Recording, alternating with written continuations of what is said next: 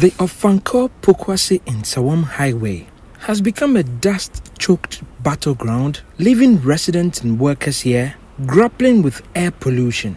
The stretch spans more than 30 kilometers and ferries thousands of commuters daily.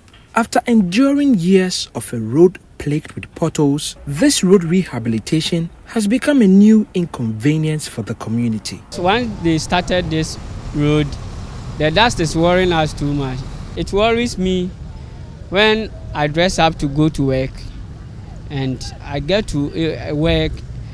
It seems my attire or my dress will be in a dead form. Sheba shekwe mulungpa wana wa lenche wa chunyamika wa he wa gugomi moko ke asmane ke enye efe henoko mi ho egba na wa ya ngugomi wa ne ya nto emi nye ehanu ye efe san wa here o gbolo ne ke no keke sia ejo ogugomi. Air pollution is a growing problem across the world, especially in fast-growing cities like Accra. Pollutants from vehicle exhaust, factories, and waste burning are sickening many Ghanaians and leading to nearly 30,000 premature deaths a year, according to the World Health Organization. Air pollution is a major cause of lung diseases like asthma and pneumonia, but it also leads to blindness, heart disease, stroke, diabetes, and birth defects. Roadworks here were badly needed. People had endured potholes that had made the trip difficult for years. The construction is expected to continue until December 2024. Roadworks like this are a problem across Ghana. In hot, dry months, dust kicked up blanketed communities around it, causing a range of serious health problems. Some that might be with people for life. Over here, just in front here, we have some hairs in the nose that serve to trap particles in the air, particulate matter in the air. Dr. Kwabena Ejenim Boatin works as a resident ear, nose and throat surgeon at the Kolebu Teaching Hospital. He says dust can be so small and so overwhelming that it gets into the lungs and bloodstream. And then it goes on into the skin in the nose over here. This reddish part that you see. It's a place that has a very big surface area to help in conditioning the air, making it warm enough for the body, and it also serves to trap some of the particles that may have escaped from here over there. Now, in its attempt to do that, that is when, by contact with some of the allergens, then this nasal cavity, as in your nose, would react and be producing the itchiness that we talked about earlier, the nasal congestion, etc. It's no surprise many people have chosen to wear a mask. Health experts say that's good. Masks are one way to reduce inhalation of dangerous pollutants. Reducing exposure to dust is also important, especially for vulnerable groups like children, the elderly, and those with existing health problems. Fise is one of many communities along the 30-kilometer road. Elvis Gadose is a heavy-duty truck mechanic here.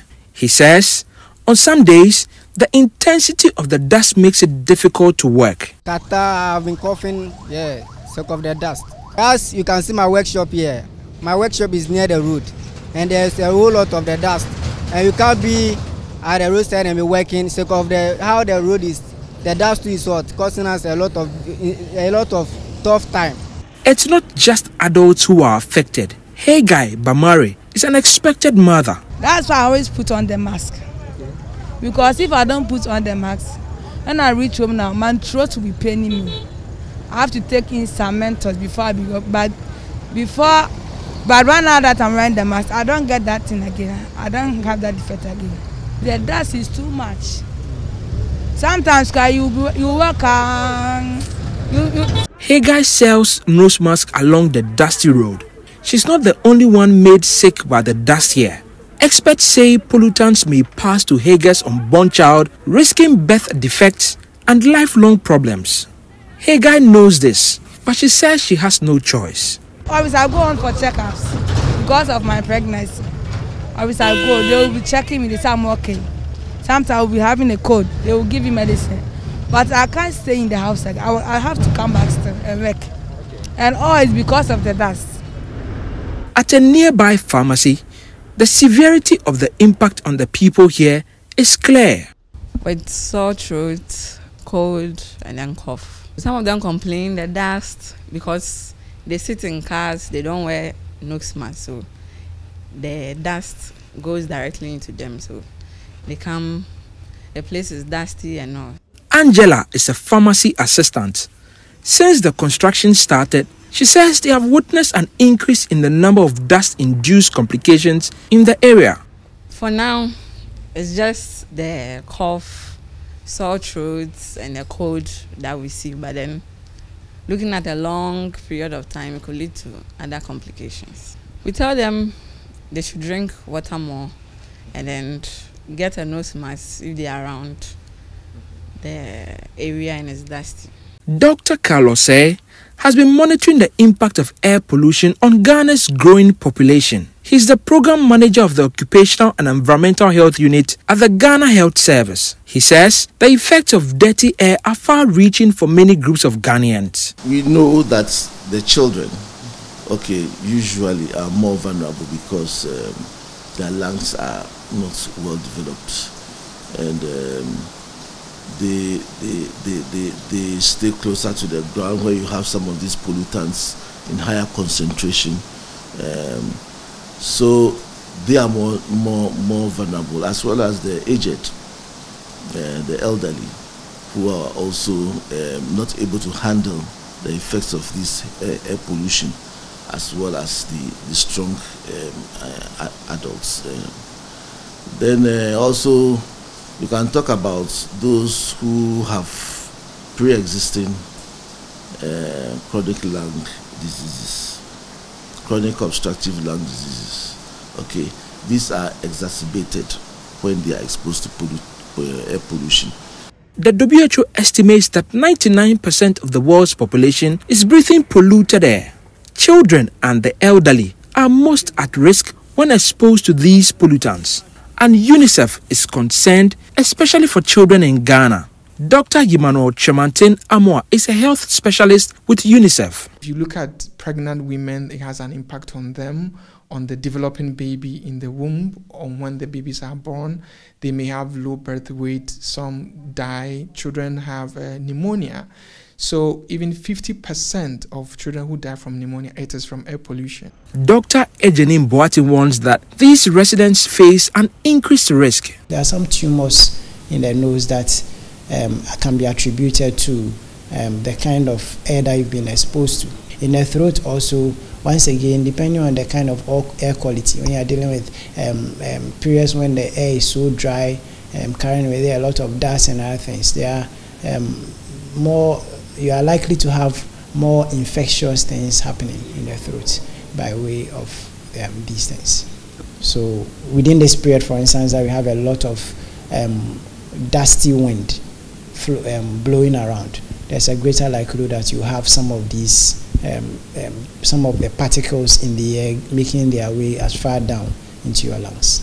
For children, sometimes because of the inflammation that's going on in the nose, this back of the nose also becomes congested, and this back of the nose connects by a certain tube here that we call auditory tube to the middle ear, and once that allows transmission of germs from that back of the nose to the middle ear and causes infections of the middle ear.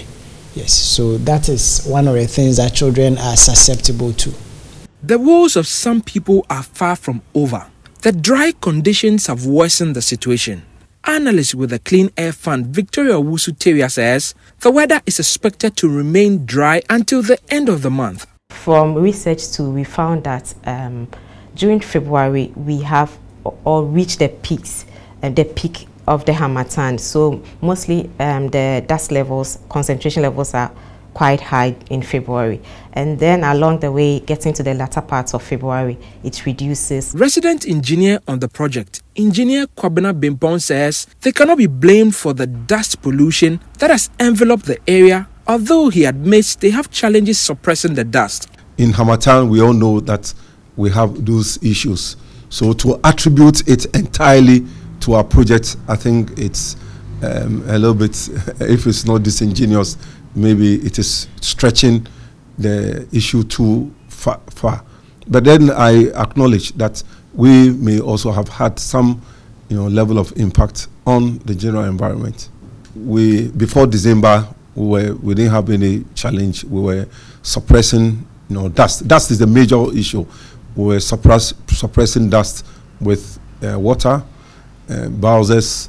But then sometime in January, we had a little bit of a challenge where a lot of our water bowsers failed us in terms of mechanical failures.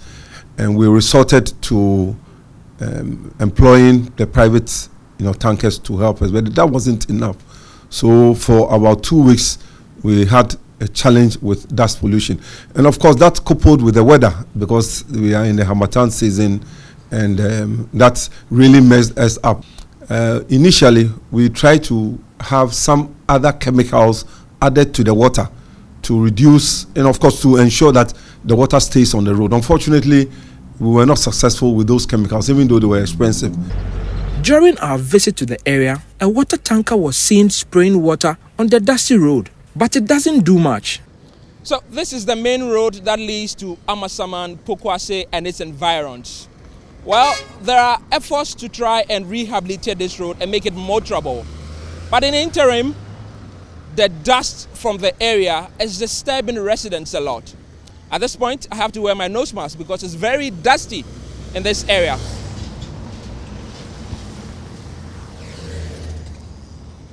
A few minutes ago, a water tanker sprinkled water on this dusty road to try and reduce the quantum of dust that comes out of this road when the drivers ply it. Now, the road is wet, but it's only been 10-15 minutes and it's already drying up. The residents are urging authorities to consistently dampen the road throughout the construction process. Engineer Bimpom says that they are currently increasing the fleet of water tankers to improve the dust suppression measures. We resorted to increasing the frequency as opposed to using chemicals that would ensure that the dust, is suppressed for a considerable time, and then we now have to have that frequency that we envisage. So now we are increase it and increase the number of water bowsers. Now we have about 14, on the road.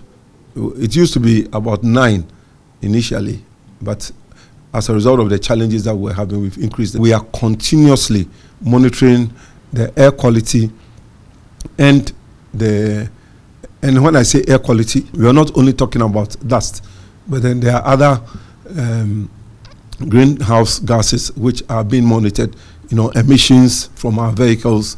And here I'm not talking only of our vehicles, but also generally, because when there's traffic, there's an increase in the greenhouse gases. So yes, we are looking at all of this. This story was a collaboration with New Narratives. Funding was provided by the Clean Air Fund. The funder had no say in the content of the story. For Joy News, Michael Ashale.